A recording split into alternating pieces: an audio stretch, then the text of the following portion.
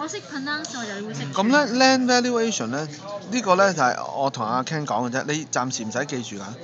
就係 land，即係除咗講嗰個 land 咧，除咗估個地啦，第一個就係我哋用 market approach 啦，即係或者 comparison 啊嘛，即係比啦。第二個咧就叫 allocation。allocation 咧原來咧同 extraction 係一樣，即係差唔多嘅嘢嚟嘅。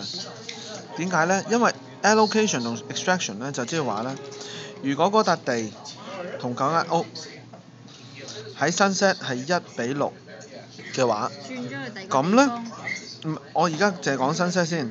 咁因為 Sunset 係1:6，所以咧我哋打佢成個三藩市啦，推廣佢啦。咁咧原來咧喺Richmond 都好啦，假設 Richmond District 啊，我哋都用翻1:6。咁如果有一間屋，我哋用 comparison approach 知道佢嗰間屋本身係賣幾多錢嘅，咁我哋估到佢笪地係值幾多錢啦。所以呢個 allocation 啦。extraction 咧就有啲唔同，就係用 percentage 嘅。percentage 咧就即係話咧，唔係 allocate，就係話係攞幾多個 percent extract 咗佢出嚟。咁然之後咧，例如話係啦2/3嘅 extraction， 即係所有嗰啲屋咧，佢全個加州嘅屋，佢係有3/3，呢個係2/3。